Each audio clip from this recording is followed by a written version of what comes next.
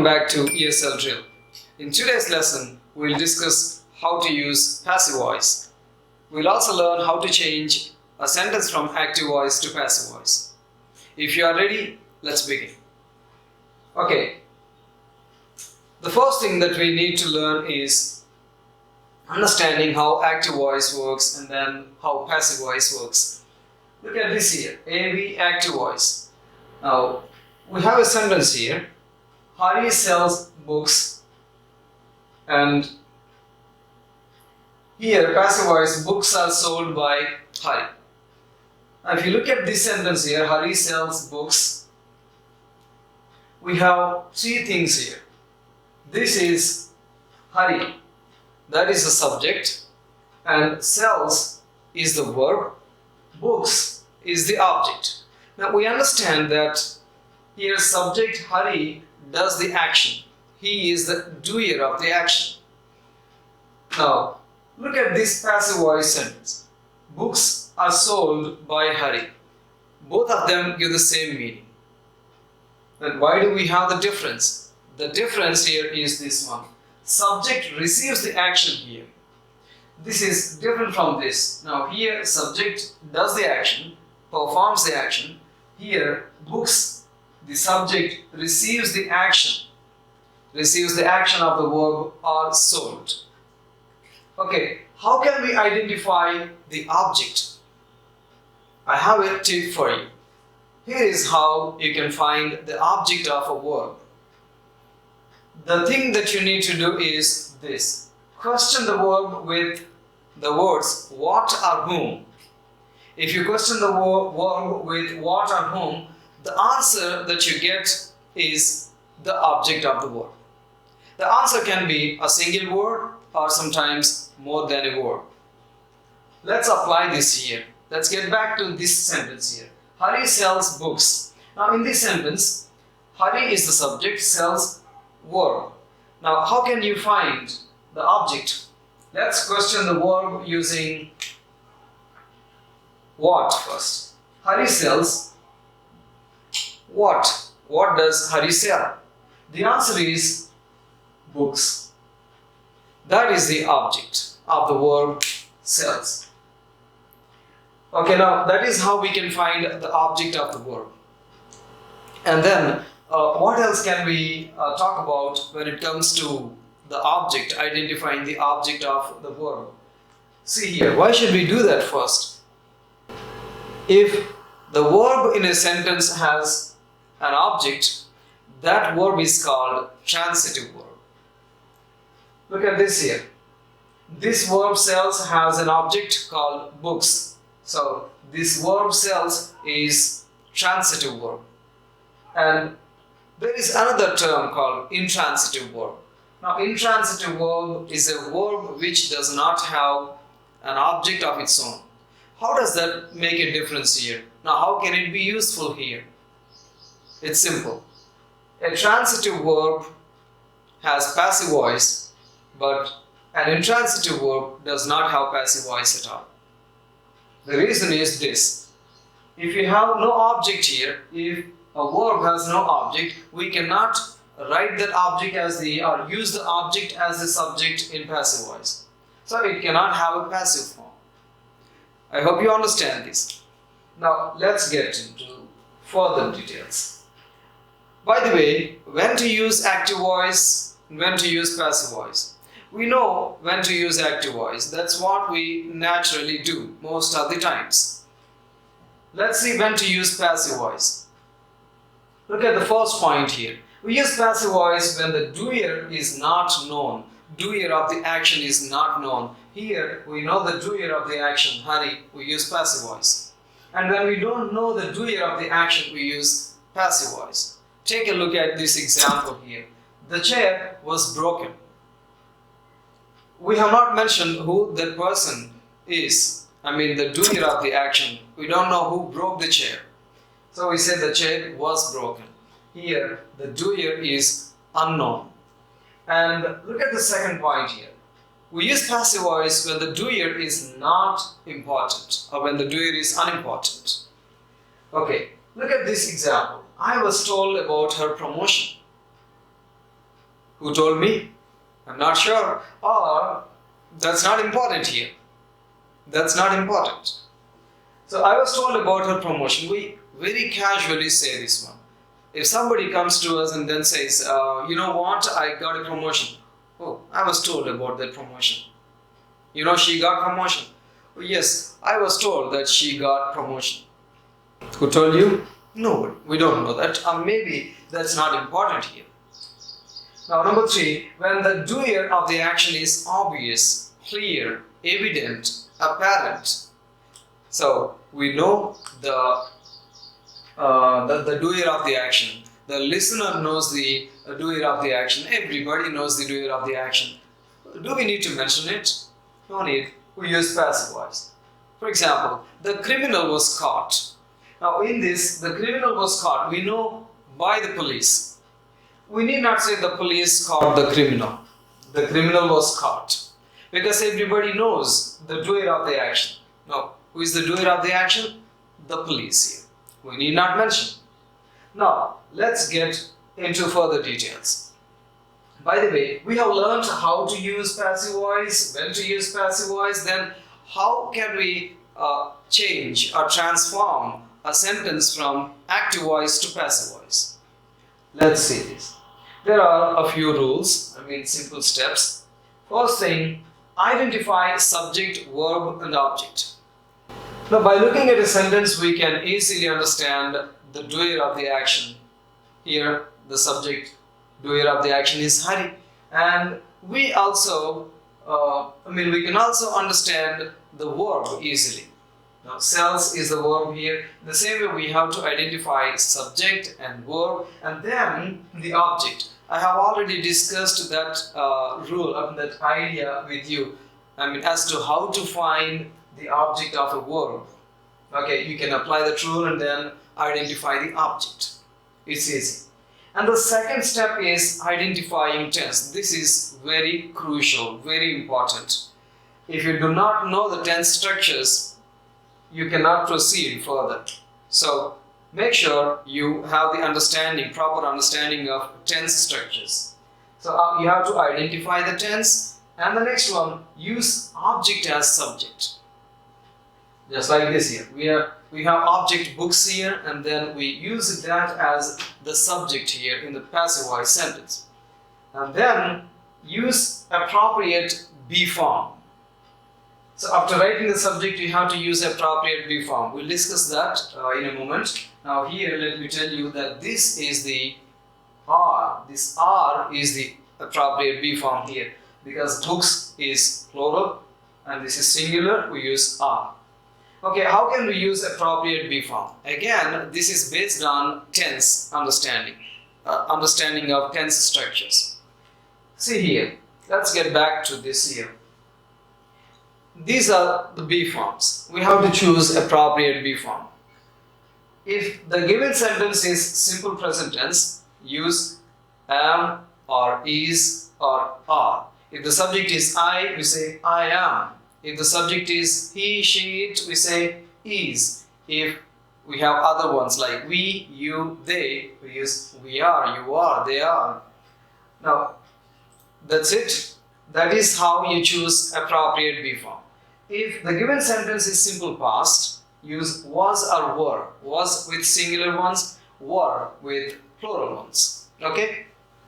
Now, if that is present continuous tense, given one, you have to use am is are plus an extra one here, being. Make sure you add that being extra one. And then here, past continuous tense. The same thing like simple past tense, was, were, and the extra thing is being. Was, were, being. Use either was or were and then being.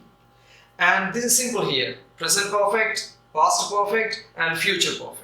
Three of them have the same be form in passive voice. That is nothing but being.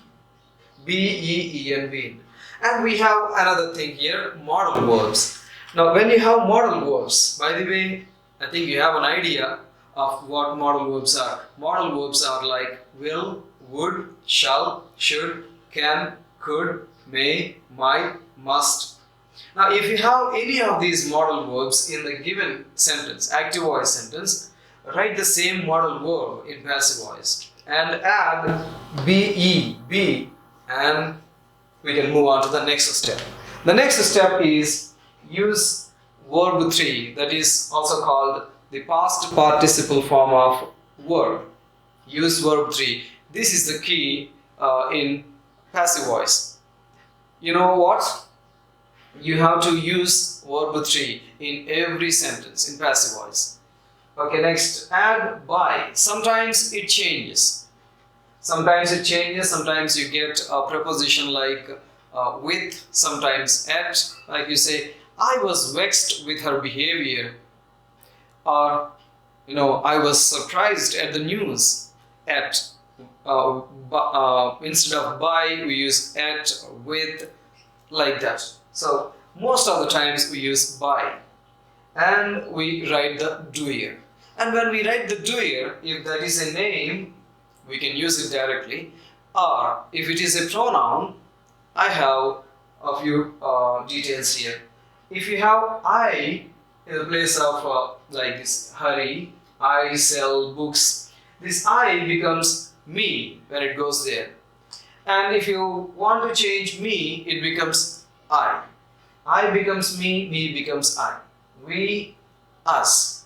You, they, them. He, him. She, her. It. You see, right? Now it does not change and you does not change. So other ones change. So these are the pronouns that change their form when you change from active voice to passive voice. Okay, I'm ready with an exercise for you. Are you ready? Okay, I'll try to explain. Try to guess the answer before I explain it. Okay? Okay, let's do the first one here. The first one is Ravi plays tennis. Now, we learned that the first step is identifying subject. Here, subject is Ravi. And what does he do? He plays. This is verb 1. And I have already explained to you how to identify the object by questioning the verb with what or whom. So, what does Ravi play? Now, Ravi plays what? The answer is tennis. That is the object. Now, it's easy. V1, that is simple present tense. And what is the be form that we need to use? With simple present, we use am or is or are. So, tennis becomes the subject. And tennis is singular, so we use is. Tennis is played by Ravi. Tennis is played by Ravi. Now let's look at this one here. Siri ate the pineapple. Siri is subject. Ate, this is verb 2, simple past. What did Siri eat? Siri ate what? The answer is the pineapple. That is the object. And now if we change this into passive voice, the pineapple comes here. The pineapple. And this is past and simple past tense, so we use was or were. The pineapple was, and we always use the third form of the verb in passive voice, like we did here. Eat, ate, eaten. Eaten by Siri.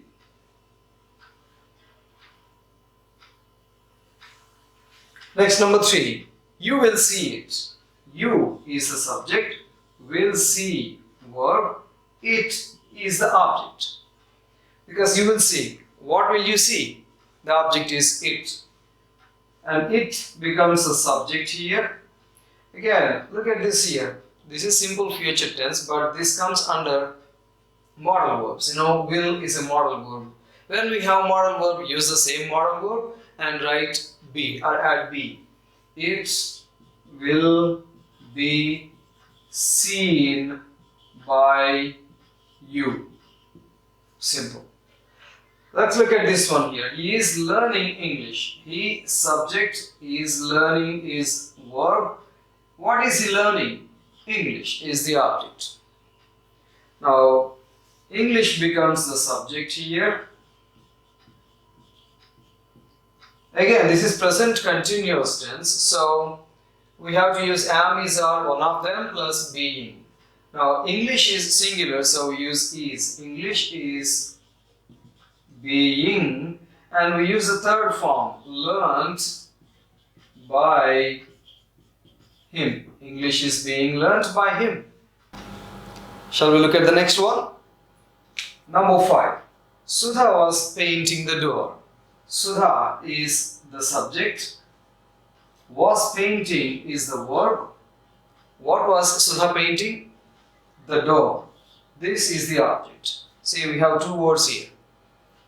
Now, the door becomes the subject. The door. And again, this is past continuous tense. Again, we have to use was or were plus be. Door is singular, so we use was. The door was being. And passive voice, always third form, painted by Sudha. Simple. Now, number 6, they have done the work. They, subject, have done is the verb. The work is the object. You know, have done, have plus verb 3, that is present perfect tense. The work becomes the subject here. And we have to use the same either has or have before the verb 3 or before the be form.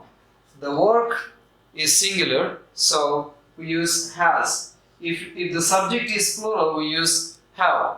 The work has. Now in present perfect, past perfect, future perfect, we use been. So the work has been, do, did, done.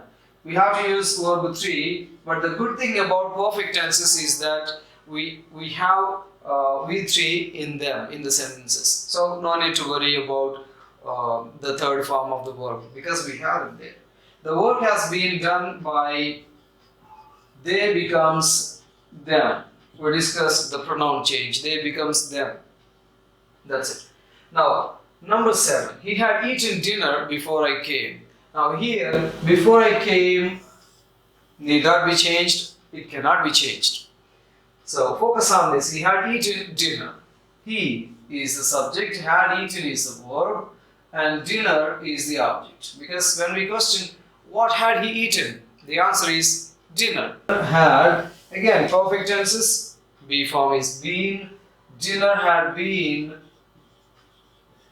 eaten by him when?